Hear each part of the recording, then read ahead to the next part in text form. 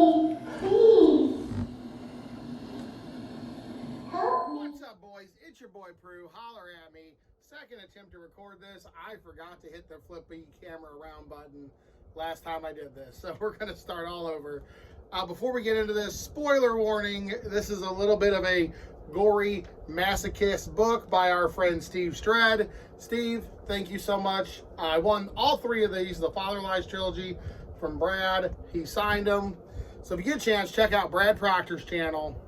Cool dude. Loves horror books. So if you're into horror books, go check out Brad. And Steve Strad, this is my first time I've read your work, but you look like a dude who works at a good barbecue place, and I respect that. I love barbecue. And your book was pretty good. So that's even better for me being a book nerd. And also, coincidentally, a bit of a barbecue snob. But that's not why you're all here. Also, though, trigger warning, genital mutilation, rapey, dark, twisted, religious stuff. Any of that stuff's going to offend you, it's probably ain't for you. All right, let's start. The main character of this book is Brad. Coincidentally, the same name as the dude who I won the book from. Is it the same character? Is Brad Brad? Did Steve Strad write this book about Brad Proctor? Probably not. Probably not. Brad's a cool guy. I can't spoil it, but the events that occurred in this book lead me to believe it's not Brad Proctor. But, if it is, Brad, thanks for sharing your secret. No, I'm playing. Brad Proctor is a great guy. So check out his channel. And Steve Strad, I love this book. This is a really good book. So go check out. I'm going to read more of his stuff, and you should too. Okay, but let's talk about, you know how I do this thing? Plot, characters, pros, cons, and journey. Journey's honestly the one that matters. Journey's really what I base it, how much fun I had reading the book. Like, if I was kind of hate reading it, then yeah, that's no fun. But if I'm trying to just, God, I can't wait to get home to finish my book, then that's a good day. That's a good day. But let's talk about the plot. So Brad is a salesman. Sells shit over the phone. Brad also goes to a church, which I'm pretty sure is for the devil. And he's the chosen one. And something's going to happen at some ritual on the weekend. And Brad's just real excited. And shit's going awry. So the main plot is you follow Brad around his day-to-day life. At school, at home, at work. And then also at this creep dark church with a character named Father. And that's my shoehorn into the character section of this book. Characters I did not enjoy so much. I didn't feel a personal connection with Brad, and I didn't feel one with Father. And there's basically the only two characters in here, apart from Brad's dickhead coworker. I'm a bit of a dickhead coworker, so I can relate. But it's 90 pages, so I wasn't expecting to get too attached to anybody in the 90 pages. Hopefully book 2 continues on with some of these characters, which I have, and I will review. So characters are what really brought this book down. It's not that you hated any of them, you just really didn't care. You weren't invested in them. You're like, oh, I wonder what's going on. To me, my wife watches a lot of TV. And sometimes I don't get the whole show. Like, I'll see a scene cooking dinner.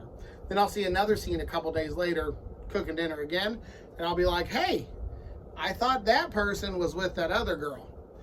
And, you know, stuff like that. So I felt like I was just getting random scenes. So I'm hoping that this delves. I want to know a little bit more of a backstory with the church, with Brad, with Father, you know, that kind of stuff. Hopefully that happens in the next ones. Pros and cons. Pros, or it's violent, it's gory, it's quick, and this is some of the best cover art I've ever seen. Cons, like I said, that was short, you don't get invested in the characters. But it's really good.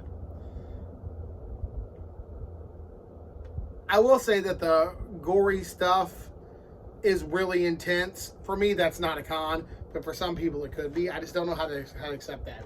I'm into it, so that's great for me, but if you're not into gory violence, then you may want to stay away from this journey. How did I enjoy the journey? You know what? I enjoyed the journey just fine. I really liked it. I got through this in an evening. That's real short. I just put my feet up and read this book after mowing grass. It kind of was a good escape. I was definitely I was more interested about what was going to happen than who it was happening to. So that's a little bit of a downer, but for the journey, it wasn't bad. But overall, Josh, how did you enjoy your first Steve Strad experience? would give this a B+.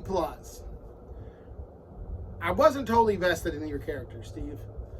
And I was not really sold with what was going on. But I liked it.